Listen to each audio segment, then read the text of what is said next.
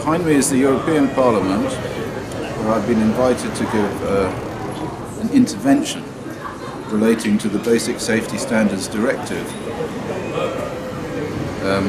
which is being discussed for implementation into European law, the latest version of this. Of course, the original one was in 1996. So I will go in there and I will talk about the petition and about the fact that the Basic Safety Standards Directive is based on the ICRP risk model, which is quite clearly incorrect and has resulted in the deaths of an awful lot of people.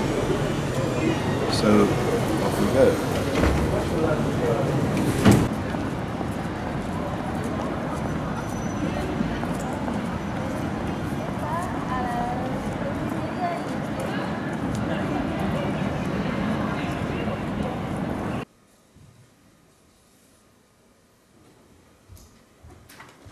I'm very grateful to be in a position to come here and talk about the Basic Safety Standards Directive. I was last here to talk about the Basic Safety Standards Directive in 1996, when the 96/29 directive was being considered by the Greens in the European Parliament, who were concerned, and rightly so, that this directive permitted or encouraged the recycling of radioactive waste into consumer items, so long as these items were not meant as children's toys or jewellery. Since then, I have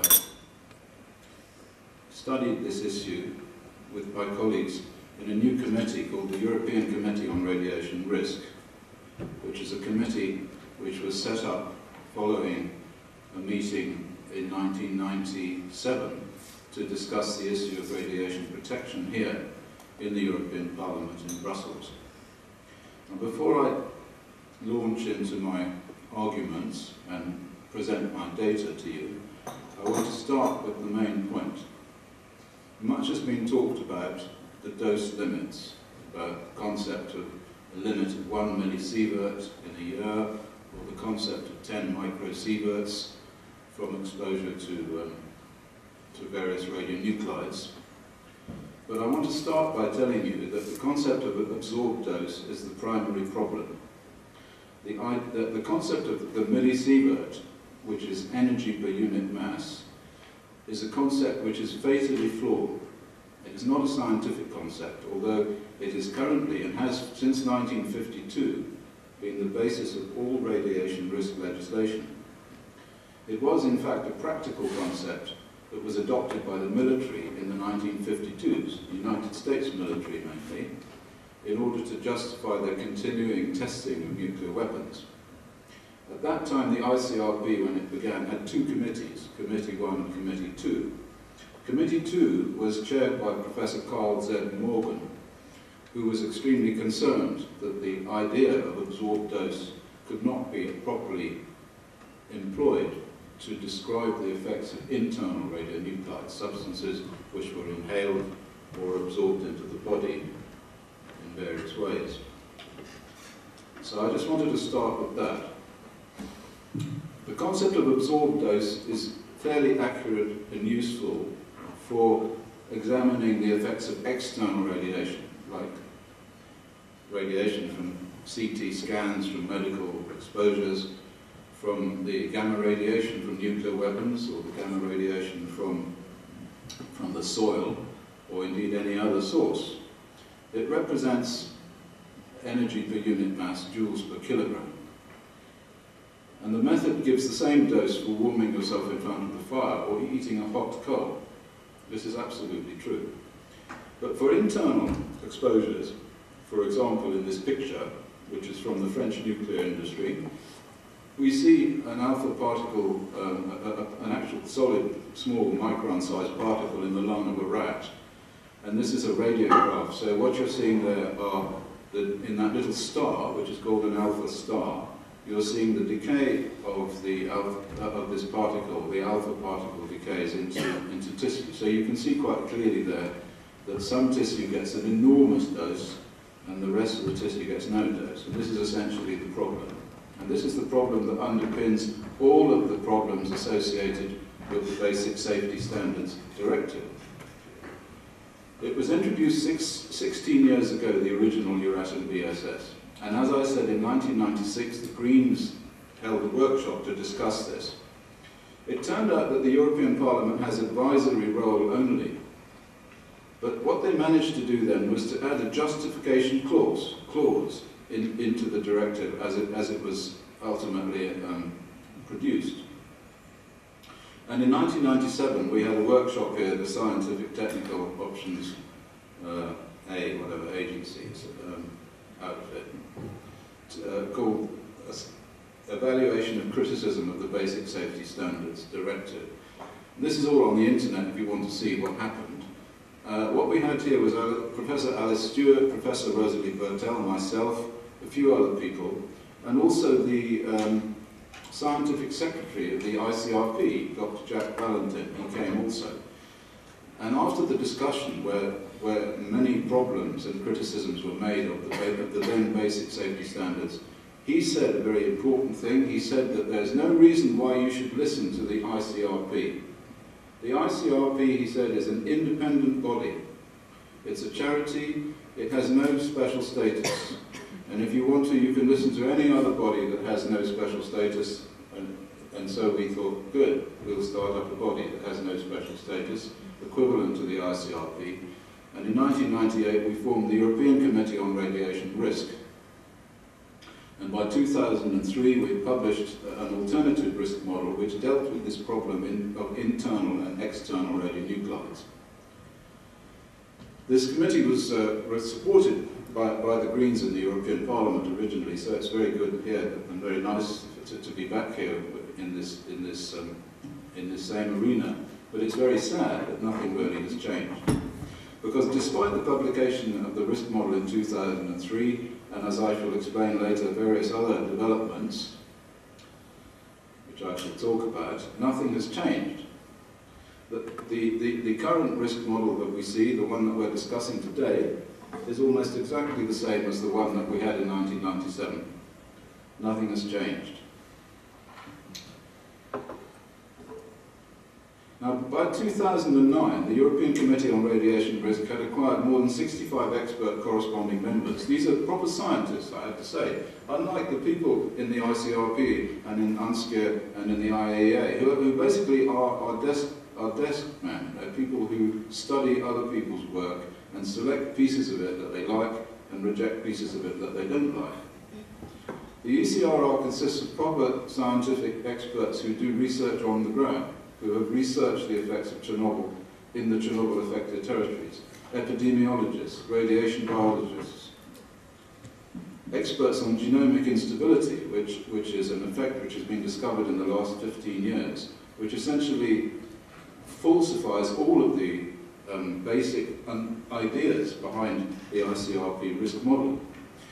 Now, the most recent version of the ICRP model, this one that I show up here, is the one that's being adopted and is the basis of the current Basic Safety Standards Directive. Inside this risk model, the effects of Chernobyl are barely mentioned. The ICRP 103 document fails to discuss or refer to an enormous number of peer-reviewed and published reports which show that its conclusions are quite incorrect. In 2009, two large reviews of peer-reviewed Chernobyl health data were published, one by the New York Academy of Sciences, the other one by the European Committee on Radiation Risk.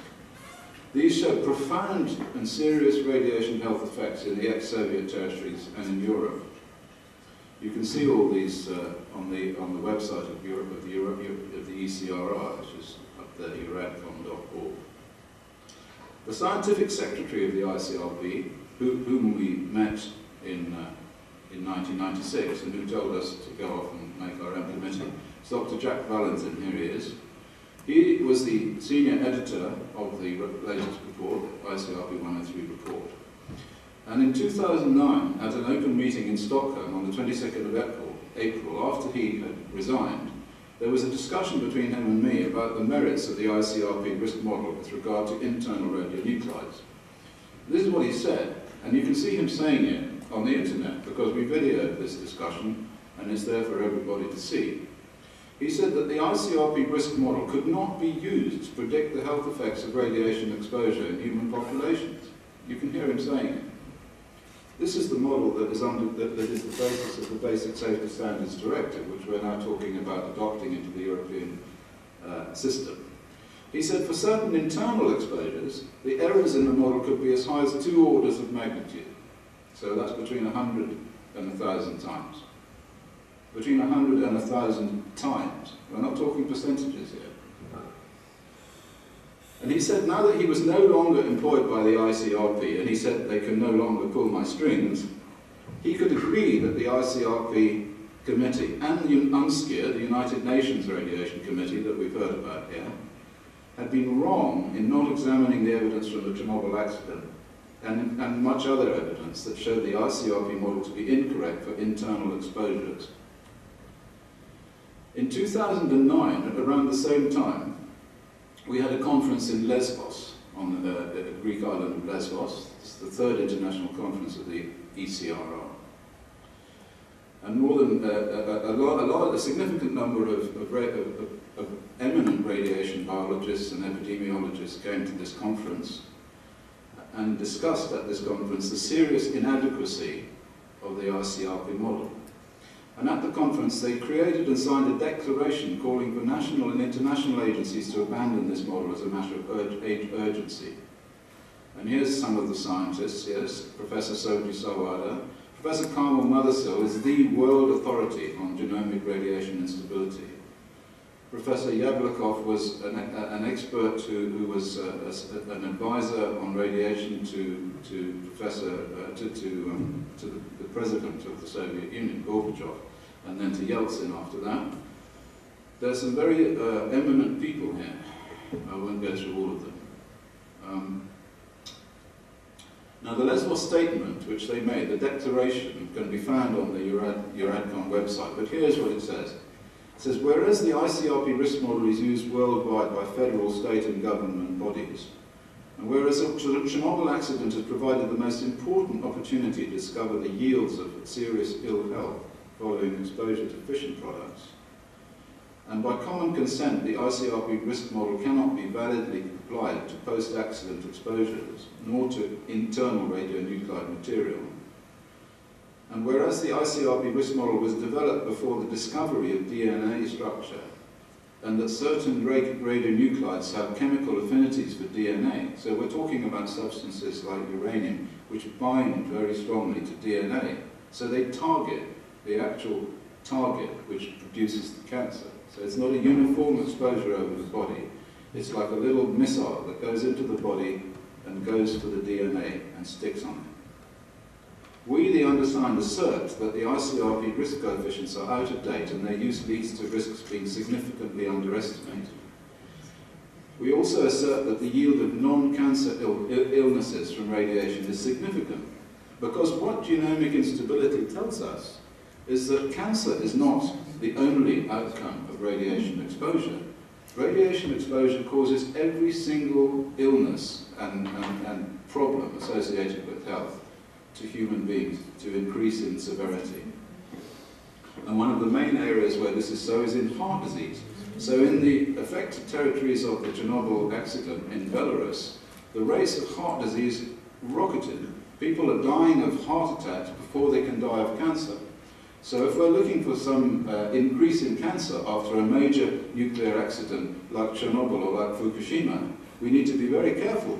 Because if people are dying of heart attacks in their 30s, they're not going to be dying of cancer in their 50s and 60s. So the entire concept of the epidemiological examination of the effects of radiation exposure, and that includes the examination of the nuclear veterans of Hiroshima, it includes the people who've been studied with regard to radium exposure, internal radium exposure, and thoratrust, and all of these studies, they are all flawed by the discovery in the last 10 years that heart attacks are caused by radiation. And so the document says it urged the responsible authorities to no longer rely upon the existing ICRP model and to adopt a generally precautionary approach, and in the absence of another workable model, to apply with undue delay the provisional ECRR 2003 risk model, which more accurately bounds the risks reflected by current observations. Current observations mean facts. Current observations meaning you look out of the window and see whether people are dying after they're being exposed. You don't go to some risk model that says they cannot be dying. You do not go and look at children who are dying near nuclear power stations and say they cannot be dying near nuclear power stations because the risk model says it's impossible. You actually use that evidence to determine the risk model that is correct, and this is what the ECRR have done. So, we are in the middle of some kind of scientific earthquake. Valentin clearly was not prepared to continue to support such a system, and he retired.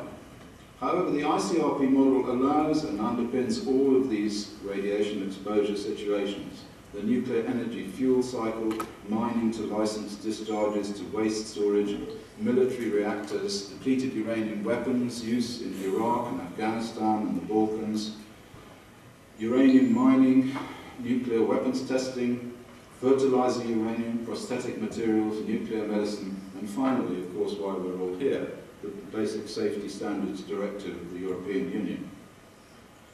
The European Union directive that we're discussing explicitly states that its basis is the ICRP risk model.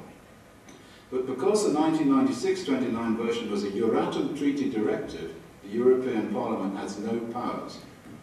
But as I said, as a result of concerns about the model, the Greens managed to have one amendment added, and this amendment still exists and is retained in the current 2012 version, and this is very good. And this is very, very key position we're at now. This is the key clause that you need to consider. In this new directive, Chapter 5, Justification and Regulatory Control of Practices, under Article 20, which is the justification of practices, and we've heard what justification means, Mr. Mundi told us. Number 3 is this: existing types of practices shall be reviewed as to their justification whenever new and important evidence about their efficacy or potential consequences is acquired. This was laid down in 1996, so what we need to look at is, have there been any new and important evidences about their efficacy or potential consequences since 1996? Well, actually the answer is yes. This clause stops the BSS, or it would do in any legal system that was worth its salt. Because since 1996, hundreds of scientific papers in the peer-reviewed literature represent new and important evidence about the health consequences of radiation exposure. Every single one has been ignored. Not one of them has been considered by the United Nations Scientific Committee. So in other words, UNSCIR, what it does is it decides on what research papers it supports its position, supports the ICRP model. And research studies, peer-reviewed literature research studies, which don't support its model, are just ignored, are not cited, are not looked at. However, they still exist, and therefore, as a result of this clause, it's now a legal requirement for the European Commission to re-justify all permitted practices which lead to environmental contamination and internal exposures. And this is a very serious matter. It is perhaps the worst, the most serious public health issue of human history. Because even in the 16 years since the Euratom Directive appeared, tens of thousands of people have died as a result of the permissions it gave to the nuclear industry and the military to contaminate the environment. Now, it seems that there is something that could be done about this.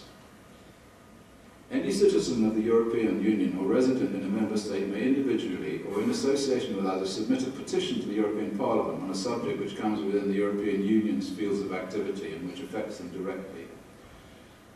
This enabled us to consider in Vilnius last year setting up a new operation called the International Committee on Nuclear Justice.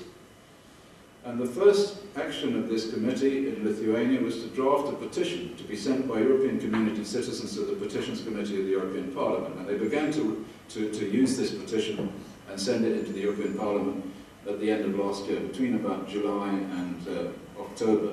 And thousands of these have probably been sent, but we haven't heard what's happened to them at the moment. The petition focused on 9 areas where the ICRP model was destroyed by research evidence. Peer review reports of the evidence are cited in the petition. You can find these reports on the website in the petition. The website is called nuclearjustice.org. But since it's so important, I will briefly review the areas where the applications of the ICRP risk model are shown by research to be unsafe and to have resulted in the deaths and illnesses of a very large number of people. Because it's all very well for me to sit here and just talk about this stuff, but actually out there, it's not just me, out there are scientific research papers and studies that show that the ICRP risk model is completely unsafe for internal radionuclide exposures. So we'll start, I mean these are all very small writing here, so I mean you don't have to read all this stuff, and I should just briefly outline what's going on. The first one is childhood cancer in nuclear sites.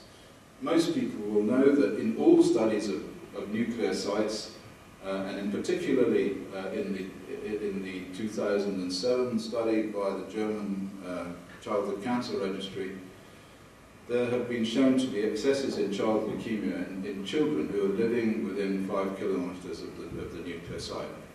The explanation always by the nuclear industry or the regulators is that it's impossible.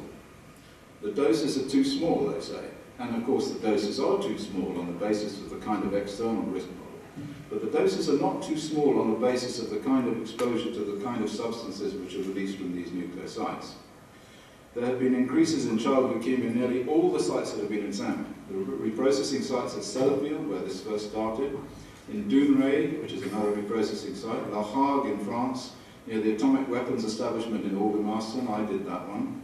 The Atomic Energy Research Establishment, Harwell, I did that one. Near Hinkley Point in Somerset, and recently the combined nuclear sites in Germany, and a study by Laurier in France, which showed the same thing happens in France. So if you live near a nuclear site, you have about a twofold excess risk of childhood leukemia.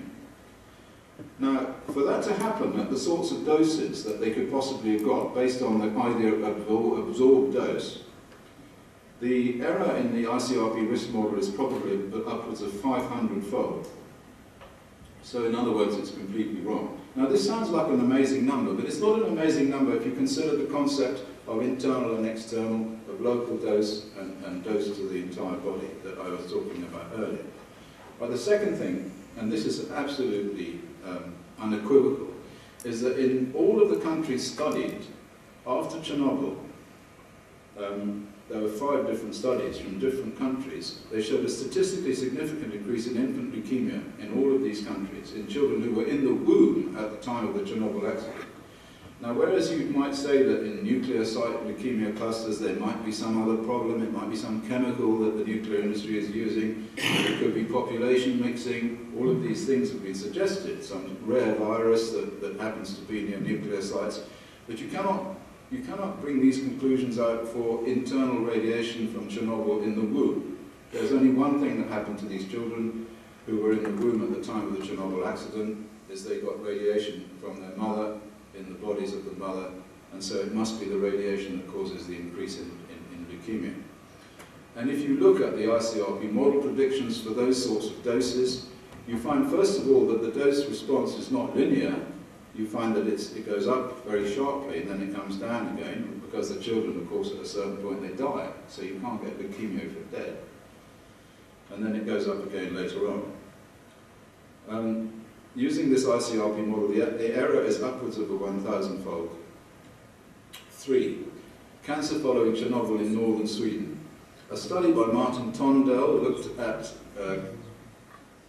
the cancer in communities in northern Sweden and plotted the cancer rates after Chernobyl against the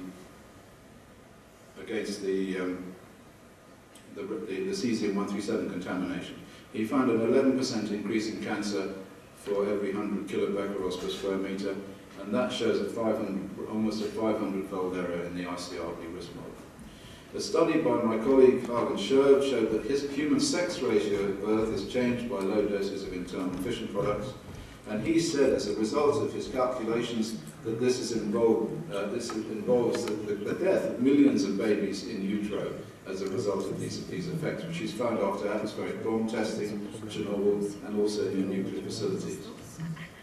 Now, there have been studies of cancer and genotoxic effects in Iraq following exposure to depleted uranium. I've been involved in some of those. These show that uranium nanoparticles represent a serious hazard.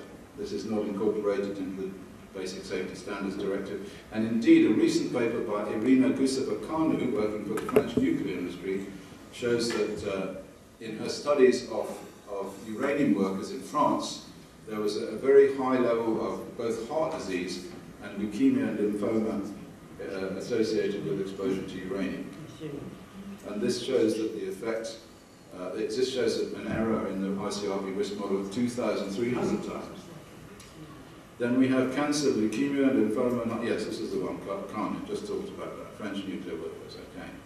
Then we have the secondary photoelectron effect, which is something that I have studied myself at the University of Ulster. Has to do with, again, uranium or substances of high atomic number. What it turns out is that substances of high atomic number inside the body, they focus the radiation and release it into the body as photoelectrons. This is a study that was made by my colleague, my PhD student, Andreas Elsaesser. And you can see on the top right-hand side there, the secondary photoelectrons that are released from a uranium nanoparticle after it's exposed to natural background radiation. The one in the middle is gold, and the one on the left-hand side is water. So you can see that uranium has a significant effect, and this is also shown in the studies in Iraq following DU exposure, where there's a meltdown in the genetic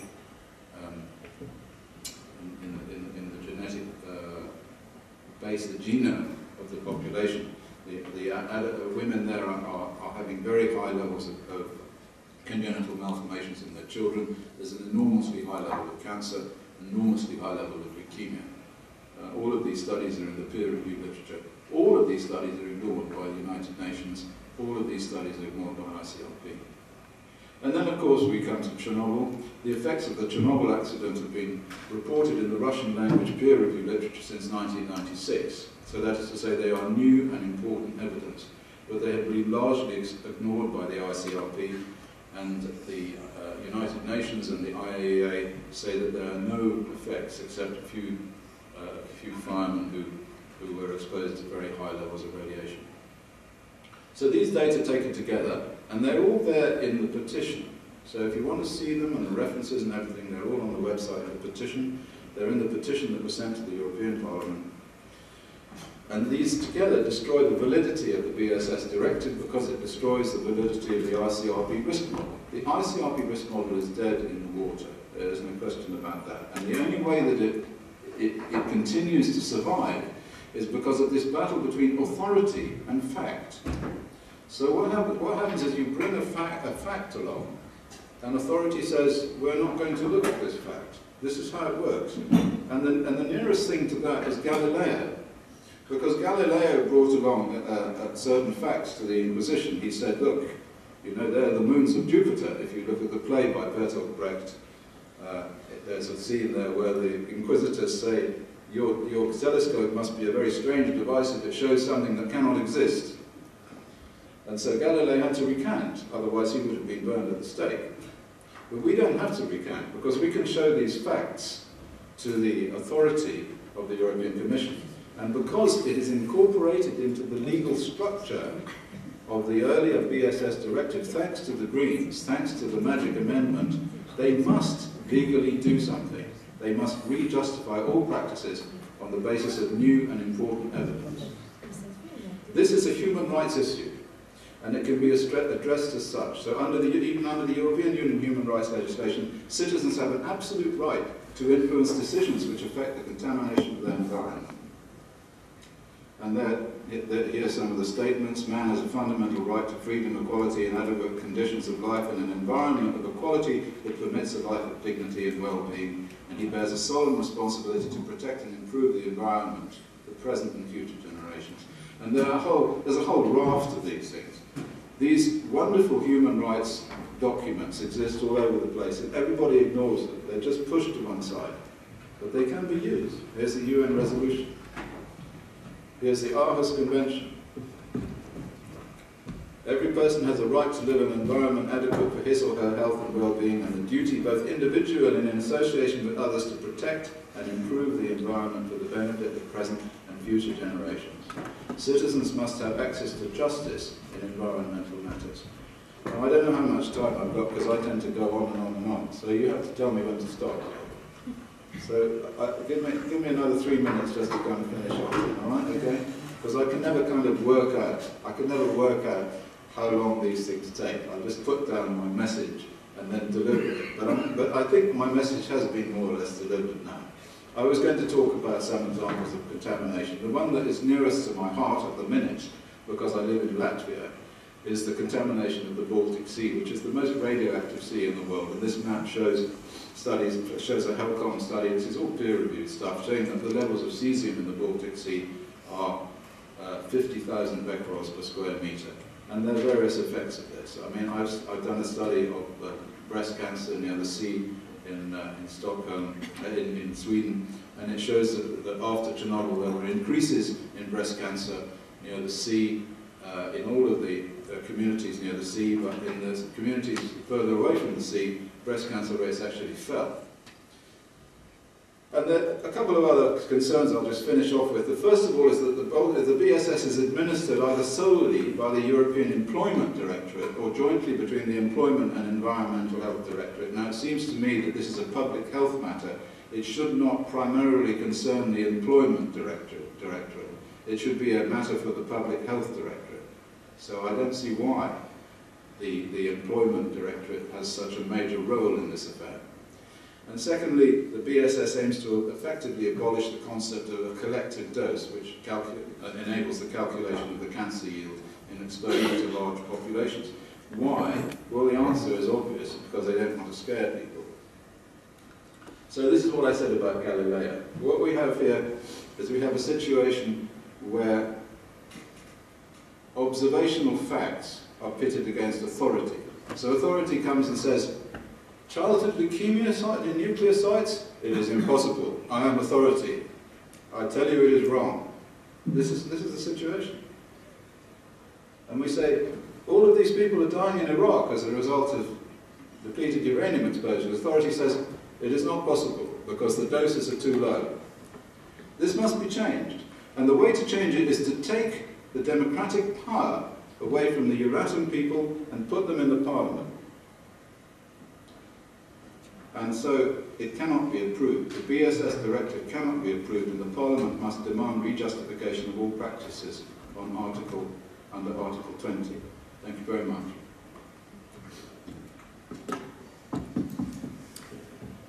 Merci.